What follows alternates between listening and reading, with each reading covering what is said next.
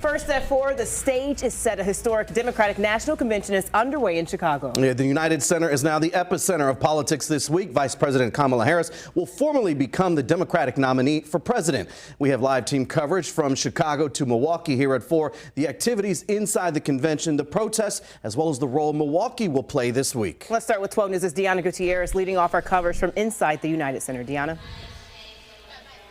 Kristen, Derek, it's the first day of the Democratic National Convention here in Chicago. Behind me, you could probably hear those sound checks, those mic checks. Earlier, President Joe Biden, First Lady Dr. Jill Biden came by this stage, got a feel for what it looks like from their vantage point, ready for tonight. And just like the RNC in Milwaukee, everyone here is for their team, right? They're like-minded, they're enthusiastic, and to be honest, it kind of feels like when a bunch of Packers players come together, you know, they wear the team colors, the team gear, and they're excited for what's in store. That's what it feels like here tonight. The convention calls to order at 5:15, and tonight we'll hear from President Joe Biden. On your screen right now, we're going to pull up a list of some of the other headliners. That list includes New York Congresswoman Alexandria Ocasio-Cortez, former Secretary of State Hillary Clinton, and the First Lady Dr. Jill Biden. A number of delegates from Wisconsin are here as well. Earlier today, I spoke with one of them, Craig Mastantuono. He's a prominent criminal defense attorney. His mother is from Mexico City, and he's here to represent Milwaukee in the Democratic Party's Hispanic Caucus, which met today. So you're a Wisconsin delegate. I don't know if there's a way you can break that down. How do you become a delegate, and what role do you have this week? Sure. I'm a pledged delegate, which means I ran in a caucus process in the party, within the Democratic Party for the 4th Congressional District where I live, Milwaukee. And so there are delegates slated from each congressional district, an amount of delegates. Milwaukee's 4th Congressional District has 9 delegates, and I'm one of 9. And your role here as a delegate? Number 1 role is to vote for the nominee for Democratic Party presidential candidate, and that's Kamala Harris. And the number 2 and 3 roles are to belong to caucuses. I'm a member of the Hispanic Caucus, participate in votes on platform, and then attend the events, network, and generate enthusiasm around the party's ticket.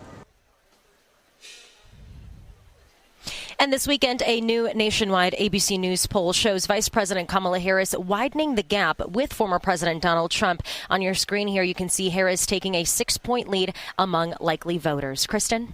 Deanna, thank you. And let's get to 12 News political director Matt Smith live on the convention floor. And Matt, how is the energy inside the United Center right now leading up to tonight?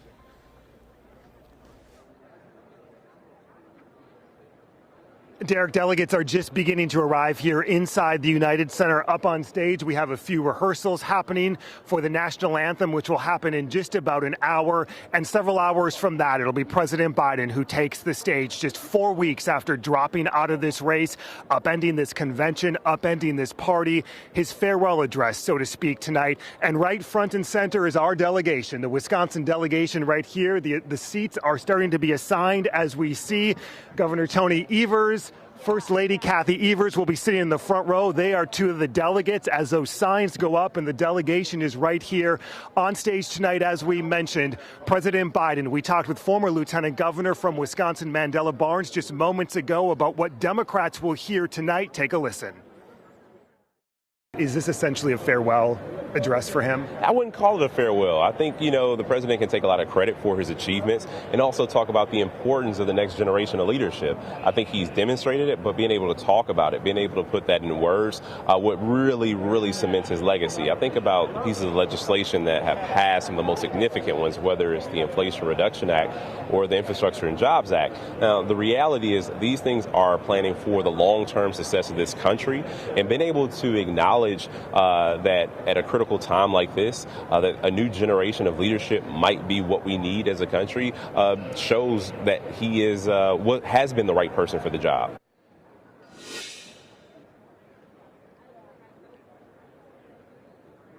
We just showed you where Wisconsin's delegation is right off the stage. This is the main floor. You have Pennsylvania, a key swing state here.